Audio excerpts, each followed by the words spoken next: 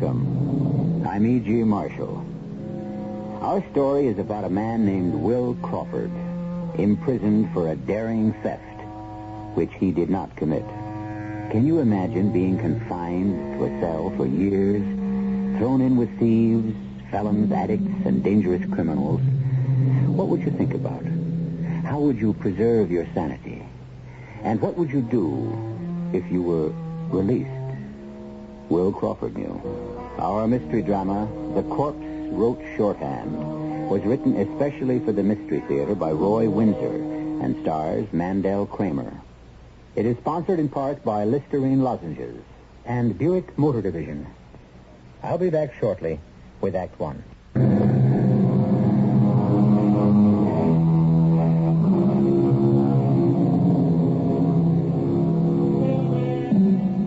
False arrest.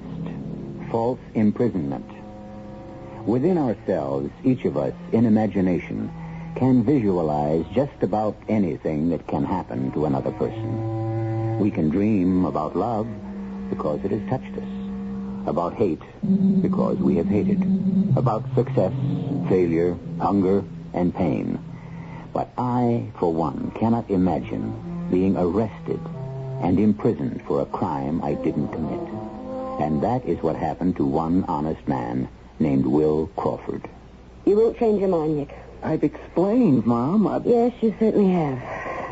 All right, I'll drive up alone. I'll explain you couldn't take the day off. He'll understand. Gosh, you make me feel like I don't care. Do you? Care? Well, sure, it's just that...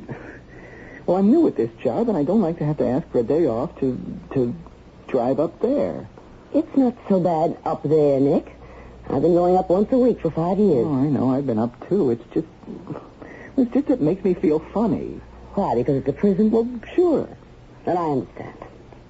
You will be here when we come home. Oh, sure. I wish you wouldn't make me feel this way, Mom. I'm not guilty of anything. Don't worry about it. It's just that it's been so awful. Mom, you don't know what I went through. Kids in high school, boy, they can be pretty nasty. You'd think I'd stolen the money. My senior year just fell apart. You remember? Yes, I do. And I was heartsick when you left. So was your father. We hoped you'd go on to college instead. Mm-hmm.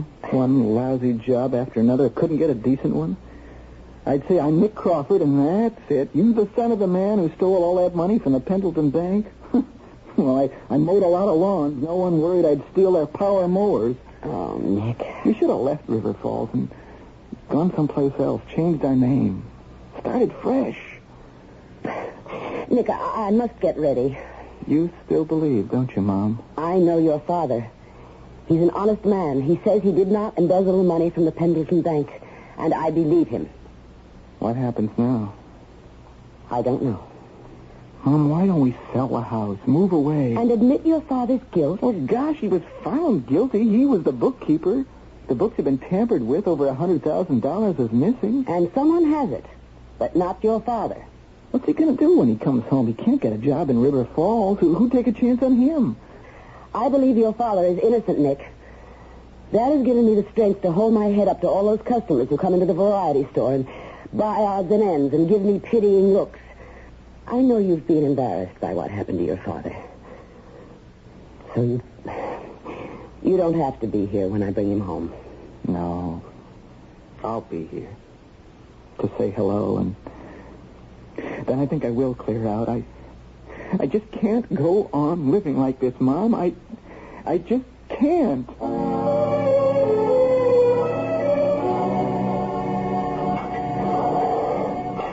Well, Mr. Crawford, you're free.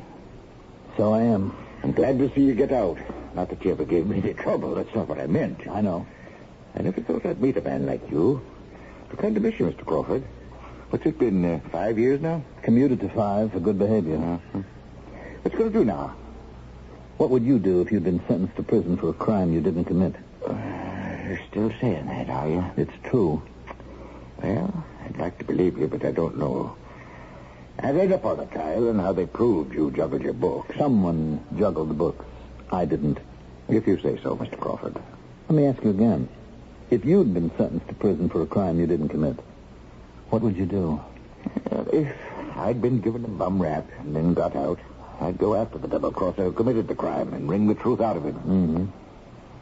Guess what I'm going to do? Yeah, I can see it in your eyes. I don't care if it takes the rest of my life, Clancy. I didn't embezzle the money from the bank. I have never seen the $100,000. I don't know where it is, where it went, but I'm going to find out.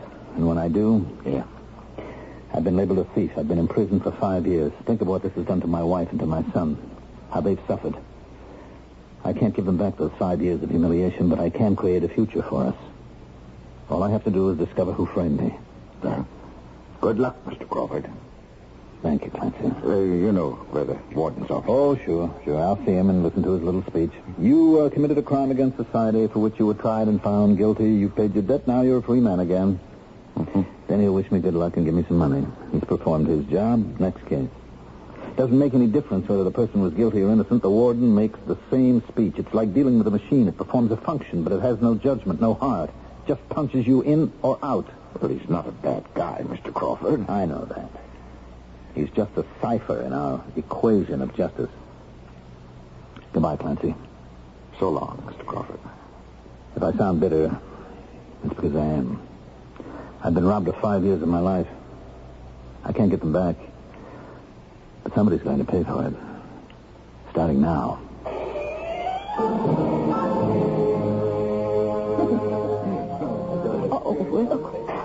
Well, Come on, Stella. None of that, darling. I can't help it. You'll get us thrown out of this place. It's just that I can't believe you're free. I'm not, darling. What? Now, don't look frightened, Stella. You just dry your eyes and listen to me. Let me try and explain. Well, of course. First, I thank God for you. Oh, well. No, let me finish. I do thank God for a wife like you. I know what you've gone through. I paced that cell every day for 5 years, knowing what life was like for you here in River Falls. Having to work and meet the self-righteous hypocrites who were curious about poor Mrs. Crawford, how she could hold her head up after her husband was sent to prison for embezzling $100,000 from the bank. I know, darling. I know the embarrassment and the hurt. And still, you believed in me. You're the only one who did. Does. Thank you, darling. Well, you'll have me crying again. No. No more crying, Stella. I didn't make that speech to make you cry. I just wanted to say thank you. Except to you and Nick and what I've done to both of you, I wouldn't have cared if I'd rotted to death in that prison. But I love you and I care deeply about both of you. From this day on, I have one goal in my life. I'm going to prove my innocence. I'd rather be dead. Well, I mean it. I'd rather be dead than be marked for the rest of my life as a thief. I didn't embezzle that money. I know that. Don't dwell on it, though. You're free. We're together. That's what counts. That's what's important. That's not enough for me, or for you, or Nick. We've talked all this out before. I know we have. I know it. And? How? I don't quite know. How? I know in my heart that you didn't embezzle that money because I know you. But how do we prove it? Somebody took the money. Who? 5 years ago. Oh, Mr. Pendleton's retired. His son is the president now. It's a long time ago, an age. I've thought about it night after lonely night. Poor darling. Married to a fall guy. Honest Will Crawford set up for a fall right into a prison cell. I could kill the swine who did this to us. Well, I'm going to find him still. I'll find him, and when I do... Will, let's talk sense. I am talking sense. No, you're not. Both of us are angry. Let's just look at the facts coldly. You were accused and tried and convicted by a jury. Yes, because some securities were found to be missing and because someone had made false entries in my books. You didn't embezzle that money. But how was it done? Now think. Well, there are 2 ways at least. What about the security? Adam Rossano. The contractor? That's right. Rossano borrowed $70,000 from the bank and gave us securities as collateral. About $90,000 worth. Mm-hmm. When he paid off his loan, he wanted his securities returned. They were missing. They'd been sold. They were traced to a brokerage house in New York, but the seller couldn't be found. You wrote that check for $70,000. That's right. And I placed the securities in the safe. And when the investigation began, the auditor also found that your books were overdrawn by almost $10,000. I can't deny that still. Well, what happened? I mean, what do you think happened? Someone, some officer probably, stole the securities. Well, then what about your overdrawn books? Still, let me give you an example of embezzlement. Now, a teller can enter a deposit and put the money in its pocket, but nothing as large as $10,000. Now, it must have been a series of false entries. Well, how would that work? Well, look, let's say somebody mails in his paycheck for, say, $200 for deposit. Mm-hmm. Now, that amount is entered in that person's account. The clerk reports the deposit to me, and I enter it in my books. However, the clerk does not stamp the check for deposit. He or she steals the check and either cashes it or deposits it in a secret account in some other bank. That bank cancels the check and returns it to the depositor's employer. But what about the endorsement? A stamp and a number. Both look official and hardly ever would be challenged. Well, that's ingenious, Will. And how could a scheme like that ever be traced? Well, offhand, I don't know. Both the securities and the cash have vanished. Well, that's just futile. No, it's not, darling. Well, how do you begin? Very carefully. What do you mean by that? Still, someone worked this frame up on me. Maybe more than one person. I'm going to ask questions. I'll pick up a stray remark here, another there, and in time, I'll put them together, and I'll have an indication of who was behind the embezzlement. Then I'll investigate. Oh, well, it seems so hopeless. Still, when I was in prison, I read something that stuck in my mind. Forget where I read it or who wrote it, and it's just a line, but what it is, in a really just cause, the weak conquer the strong. I believe that still. It may take a long time, but I'll get the truth.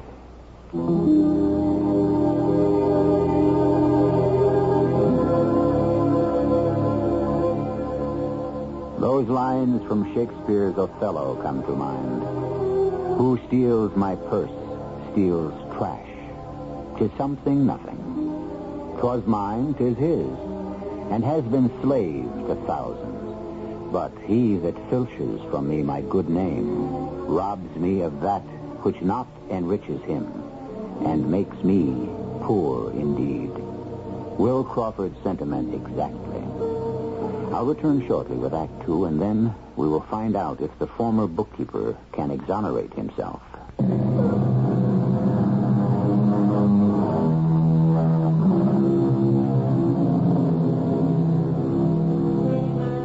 The title of our play, The Corpse Wrote Shorthand.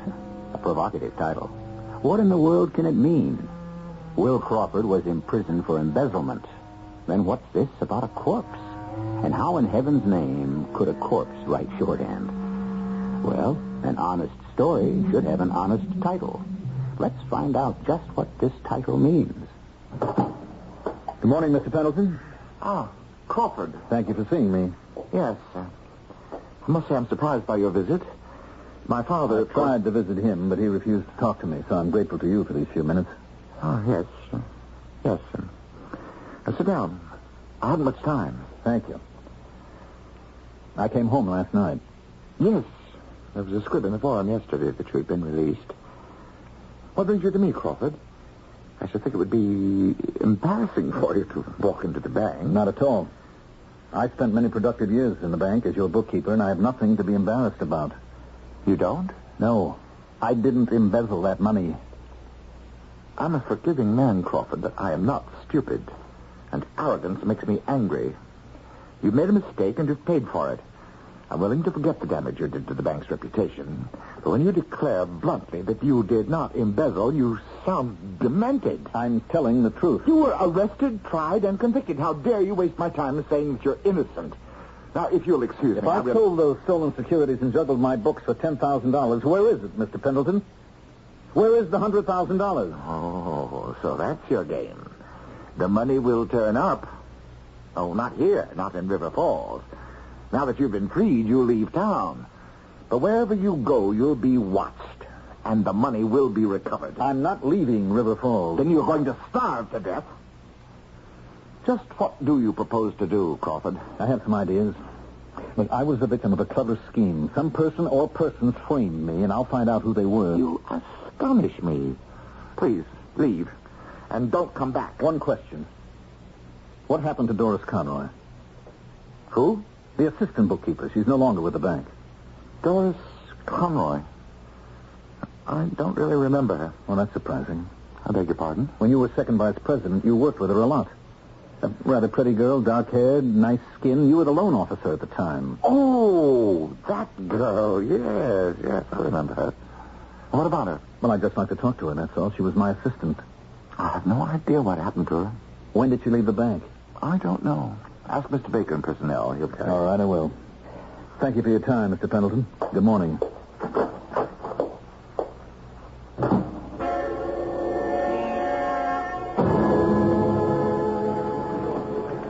Hello, Will. Hi, Tim. Hey, I really appreciate what... Don't thank me. Still news. There may be a story in it for me. That's my business. I dug up the information you wanted. You know where I can find Doris Conroy? Yeah. But it won't do you any good. She's dead. Oh, I didn't know. I'm sorry. Yeah, 2 years ago. She left New York on a cruise for the Caribbean. They found her body in the Hudson. She fell overboard. That's the story. The personnel man at the bank, Mr. Baker, said that she left the Pendleton Bank just about 2 years ago. What's important to you about Doris Conroy? Well, she was my assistant at the bank, for one thing. For another, why would she quit her job? And for a third, I'm surprised that she could afford to go on a cruise. Huh? You sound skeptical. Well, maybe a little. Why? Look at it this way, Will. Everyone's convinced you embezzled the money. Okay, you say you didn't, but are you sure you aren't trying to create a mystery where there isn't one? Doris Conroy saves her money, quits her job, goes on a cruise. She falls overboard, she's drowned. A tragedy, but a natural one. Maybe she had too many drinks. Doris didn't drink. Oh? I'd forget about Doris Conroy. I guess you'll have to at that, unless you can communicate with her in the grave in Rose Hill Cemetery in Oakton. Yes, that's where she was from, Oakton. I wonder if her mother's still alive. Well, that's easy to find out. No, wait, Tim, hold it. I'm going to drive up and talk to her. Well, unless her mother's dead, too. Oh, I couldn't be that unlucky. The mother's name is Mrs. Fred Conroy, 800 Hillside Drive. Hillside Drive? That's a pretty fancy address. The best. What's that mean? Hey, pal, what are you thinking? Oh, I'll tell you later. Just a little idea, that's all.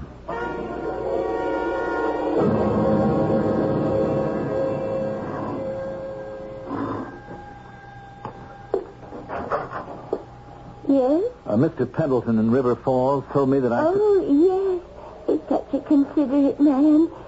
Come in. Thank you. We can talk in the living room. I'm alone here. I don't get to sit in here very much. Oh, it's a lovely room. Oh, such a considerate man, Mr. Pendleton. A gentleman. So nice of him to send you out. Oh, he must think my mind is slipping. I do wonder once in a while. He's so considerate to warn me. I am forgetful. Oh, we all are from time to time. Oh, ain't that the truth? Oh, Mr. Pendleton said if that embezzler called on me, I wasn't to talk to him. I see. He said he's crazy. Oh, I guess he is. Oh, he's crazy, all right. Says he never stole the money. He got out of prison and now he's trying to stir up trouble. Is that right? Is that why Mr. Pendleton sent you out to see me? He's trying to stir up trouble, all right. Oh, I've had my share of trouble. I know you have. Your poor daughter. She got drowned. Yes, I remember. I was awfully sorry to hear about that, Mr. Why Conroy. didn't Label look after her? Yes, Mabel. Well, I really don't know. Label was all broken up. Yes. Mabel. I can't seem to remember Mabel's last name. Scully. Now, how's that for remembering? Oh, every once in a while, my thinking has his odd strength. Mabel Scully, of course. Do you ever see her, Mrs. Conroy? Well, she sends me a Christmas card every Christmas. I never see her, no. I see. Does she still live in Oakton? Oh, Doris is dead. She fell off that boat. Yes, we're all still very sad about that, including Mabel Scully. Oh, it upsets me to talk about Doris. I understand. Well, I'll be on my way. This is such a nice room. Doris liked this room. She had her friends over, and they liked it very much. Mabel liked it, too.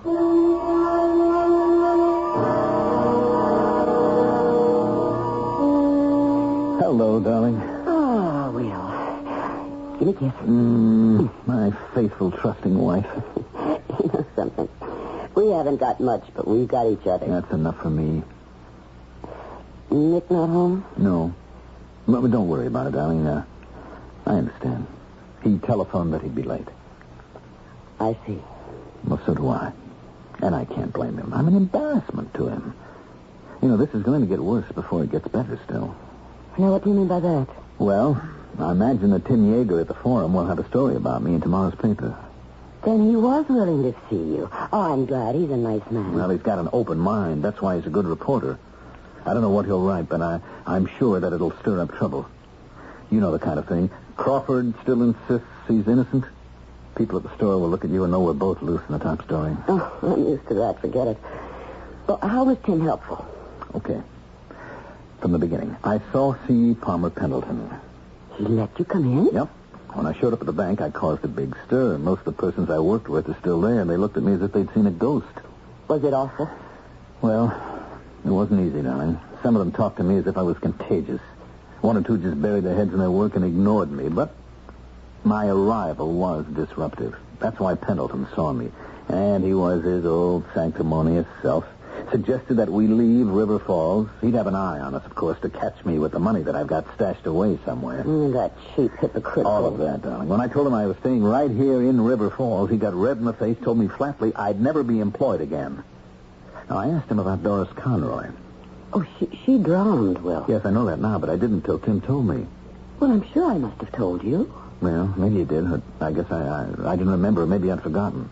If I did know, it didn't mean anything to me at the time, and now it does. Why? First, I learned that Doris had left the bank 2 years ago. Mm-hmm. Then, from Tim, I learned that at the same time, she booked a cruise to the Caribbean. Now, the night of the sailing, she fell overboard. And next morning, her body was found floating in the Hudson. Floating, Stell. Keep that in mind. Mm-hmm. Now, I wanted to find out more about what happened to Doris, so I went to see her mother in Oakton. And you wouldn't believe it. Well, go on. She thought Pendleton had sent me from the bank to make sure that she didn't admit Will Crawford to her house. Now, he must have telephoned her after I left his office. She's so addle-minded, poor thing, that she thought I'd come out to reaffirm his advice. So now why would Pendleton warn her against you? I wondered about that, too. Does the old lady know something that I shouldn't find out? The answer is no, but, and this is a very big but, she lives elegantly on Hillside Drive in a very fine house. Now, how can she afford it? The answer is that Doris could afford it. And with Doris dead, Mrs. Conroy has come into Doris's money. Because the setup just doesn't ring true. Then you think that Doris somehow was mixed up in the embezzlement? That's my theory. Now I mean to pursue it. But how? I mean, with Doris dead and her mother... Well, that all depends upon what happens tomorrow. Tomorrow? Doris wasn't alone on that boat. She was taking the cruise with a friend of hers. Now, I dragged the name out of Mrs. Conroy. Doris's friend was Mabel Scully. She lives in Oakton, and Tim's going to see her tomorrow. Well, what can you learn from her? I don't know offhand. But if you get a person talking after the fact, things come out. At the time of the drowning, I'm sure Mabel was hysterical. The ship had left port and was sailing out to sea. Where was Doris? I mean, I can just imagine the confusion on shipboard, because it wasn't until the next morning that the tragedy was discovered. Then it must have been hysteria. Yes, of course. Oh, what a frightful experience for Mabel Scully. Then she probably was questioned and browbeaten and then finally released. Now, that's 2 years ago. The hysteria of that moment is past. 2 years have gone by. Now, perhaps Mabel Scully will be able to reconstruct what happened the night Doris Conroy drowned. Which she didn't. What? she didn't still, because if she had, her body would have sunk to the bottom of the Hudson and have been swept out to sea.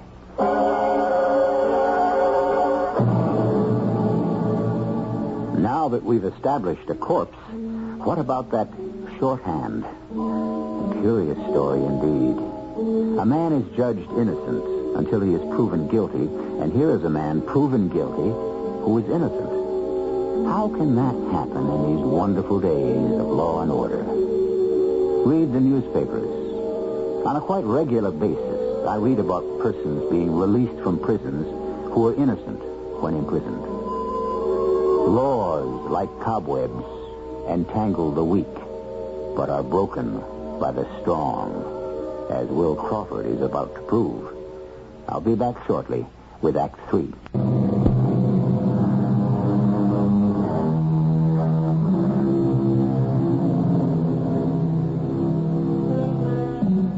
One man's innocence simply must be another man's guilt.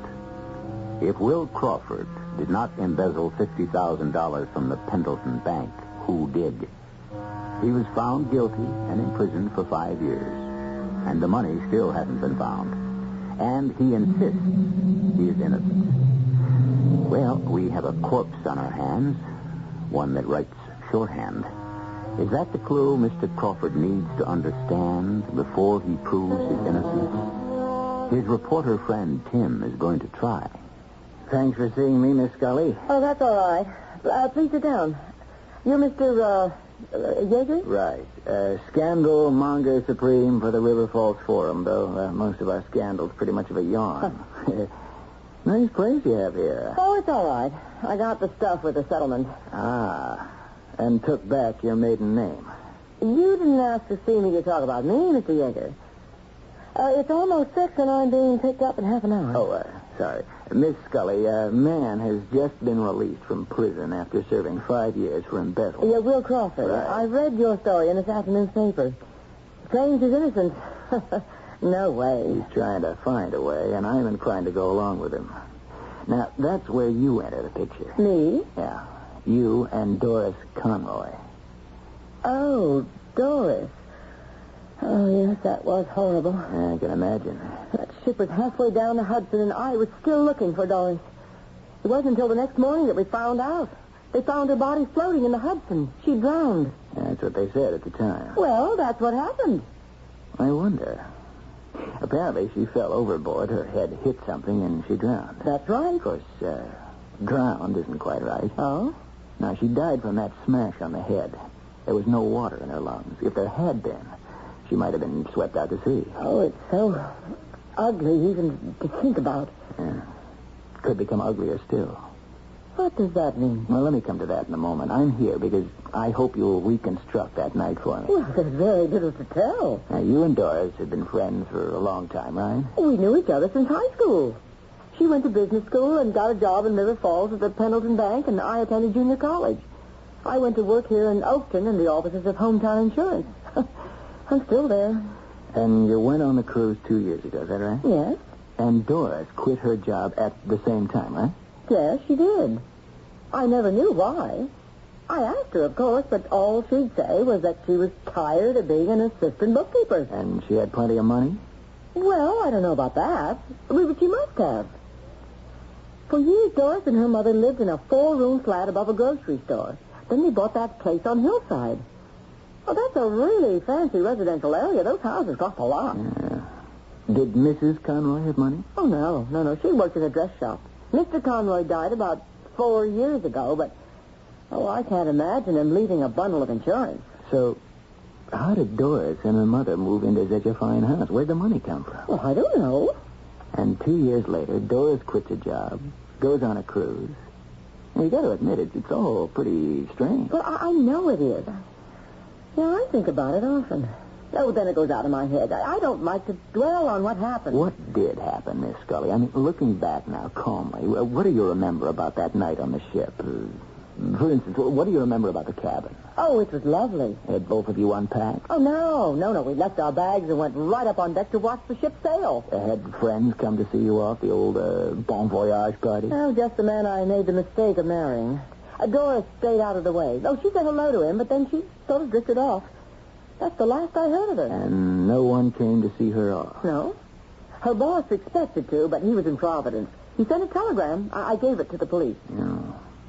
Now, you also turned over to them the Teat-Pat watch with the engraving on it. Yes, that's right. Oh, boy, that watch must have cost a fortune. On the back it said, "With gratitude, Charlie." Oh, yeah? Who was Charlie? Search me. I saw that watch that night for the first time. I don't know what Doris did for him, but that watch was a lot of gratitude. And so much gratitude, I'm a little suspicious of it. What do you mean? Well, had Doris become engaged to some rich guy? No.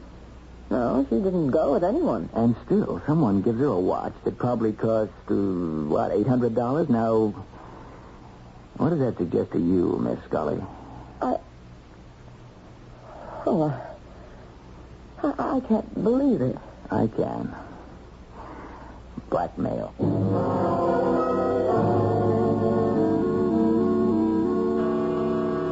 I'll get it, Estelle. That might be Tim Yeager.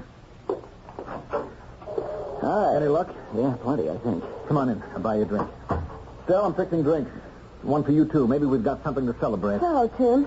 Do you have any news? Yeah, but it's a mixed bag. Oh, please, sit down. We're very grateful to you, Tim, for taking such an interest in Will's case. Ooh, I'm happy I did. Now I know he's an innocent man. Oh, Tim. Why all this wasn't gone into at the time of her death, I don't know. Somebody should have seen the connection. Well, wait a minute. You've lost me. Here you go, darling. Oh, thank you. Tim? Tim is just saying that... Why didn't anyone see the connection between Doris Conroy's mysterious death and the embezzlement charge against you, Will? Wait a minute. Now, wait. Slow down. What is the connection? Well, there are several. First, about 4 years ago, Doris and her mother moved from a dump over a grocery store to Hillside Drive. That means money. All right. Second, Doris quits her job just at the time she decides to go on a cruise. Third, there's a bon voyage message from Providence in her stateroom from her boss, C. Palmer Pendleton. Hey. Hold it. I got it. I got it. The watch. What watch? What are you talking about? The $800 tea that somebody named Charlie gave to her and engraved with gratitude. That's it. Charlie. Charlie is the C in C. Palmer Pendleton. Then it was Pendleton and Doris Conroy who embezzled the money and set me up for the fall guy. I never would have dreamed. Pendleton and Doris, of course. I am going to pin this on that sanctimonious moneylender and send him up the river for a really long stretch. Oh, I want that more than anything in life, Tim. But how are we going to do it? You're saying that he murdered Doris Conroy. Why would he do that? From my great stockpile of cliches, how about this one? Thieves fall out. And so do blackmailers. Pendleton split with Doris. Then she wanted more. He could stand just so much pressure and danger. He killed her and made it seem like accidental drowning, which it wasn't. That smash on her head was not made by something she hit when she fell into that filthy dockside water. Pendleton hit her with something and dumped her over the side. All right. But the telegram indicates that he was in Providence. Yeah, I know it will. That's the stickler. Well, let me dig into it. The forum's got all kinds of connections. I'll go after the telegram company first thing in the morning. And what you might do, Will, is to go to New York, trace that teapot to the jeweler, show him a picture of Pendleton, ask him if Pendleton's the guy who bought it. Right. And, Estelle, not a word about this to anyone. We don't want our bird to fly the coop.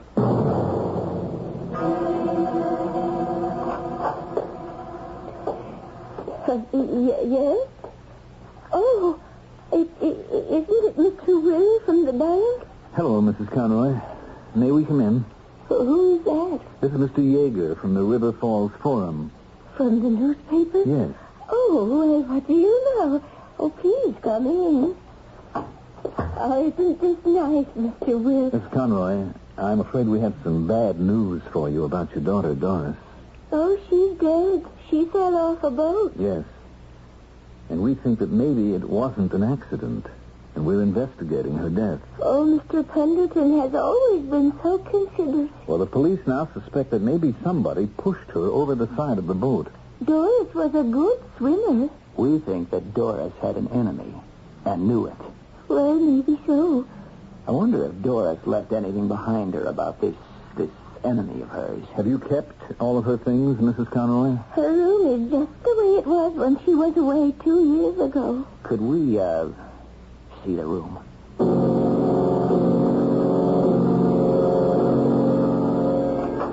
Estelle, come quickly. Good heavens, what is it? We've got her diary. Estelle, Will says you read shorthand. Can you make some sense out of this for us? Whose diary? Doris Conroy's. It's a 5-year diary going back to 1970. Now, maybe someplace in this thing there's a clue to her relationship with Pendleton. If there is, we've got the factual proof to reopen my case. Yeah, and we've got to hurry, Estelle. Mrs. Conroy just may take it into her head to telephone Pendleton. We don't want him to skip. We want to confront him. Well, I'll do my best, but my shorthand's awfully rusty. Gee, there's a lot in this diary. Well, you just do the best you can. I'll telephone Providence. Maybe the paper up there has found out what I want to know about the telegram. Mark? Hello, Tim Yeager in River Falls. Any luck? Where'd you locate him? Doing graduate work, I see. Yeah, now he admitted sending the telegram? Oh, why did he send it? I get it. Yeah, I think this just about serves it up. I'm very grateful to you, Mark, and to the newspaper. I'll telephone you tomorrow morning, okay? Yeah. Goodbye. Any luck, Tim? We have got Mr. Pendleton by the throat. Great. It's here, Will. I found it. What? In black and white. Let's hear it, Stell. The entry is dated March 1970. Dear Diary, after work today, I had cocktails with Mr. Pendleton at the pub. Mm-hmm. I like him. He's such a considerate man. I almost fainted when he told me about a plan he's been thinking about. I listened with a great deal of interest because there's money in it for me. More money than I can imagine, dear Diary. He's an officer in the bank, so he knows just how to put his plan into effect, but he needs someone he can trust to work with him, and I am it. We can get our hands on at least $100,000, and the bookkeeper, Will Crawford, won't be able to suspect a thing.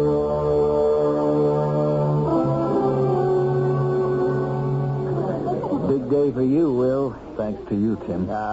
Just another story to me. If you hadn't believed in me. Let's go. Joe'll get you the high sign. Now, you do the talking. It's your story.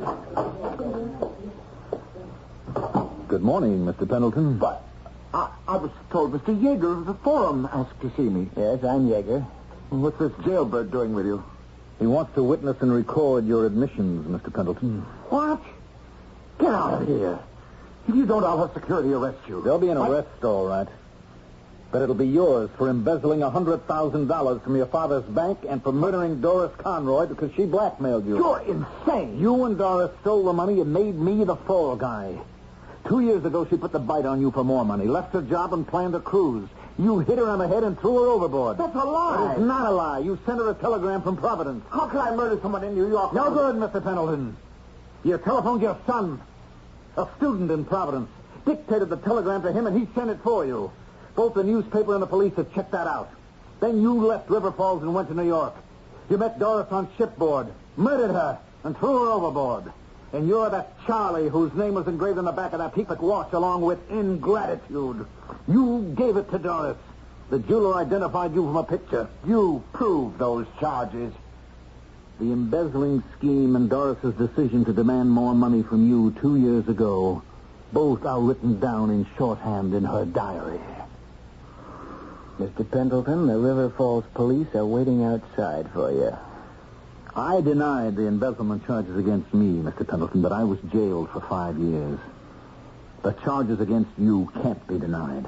They're based on facts. The murder charge is based on circumstantial evidence. By that statement, you just hung yourself.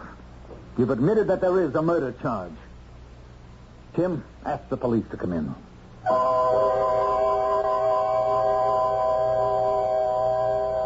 An ancient Roman writer named Juvenal asked, "What man was ever content with one crime?" Mr. Pendleton and Doris Conroy connived to embezzle a fortune. She was not content with her share, so she resorted to blackmail, and she was murdered. Many crimes are detected. Persons are prosecuted for them, but when an innocent person is charged and sentenced, justice has miscarried. But an innocent person, given time and courage, very often can clear his name, as we have seen. I'll be back shortly. shortly.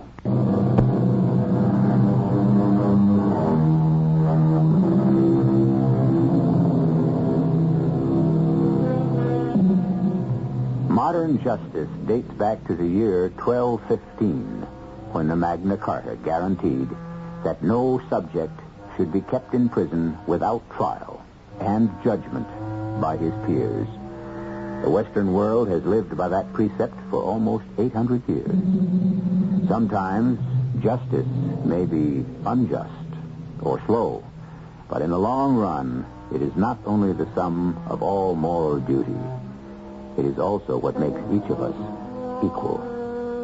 Our cast included Mandel, Kramer, Joan Lovejoy, Russell Horton, Joan Shay, and Barry Kroeger. The entire production was under the direction of Hyman Brown. Radio Mystery Theater was sponsored in part by Anheuser-Busch Incorporated, brewers of Budweiser. This is E.G. Marshall inviting you to return to our Mystery Theater for another adventure in the macabre. Until next time, pleasant dreams.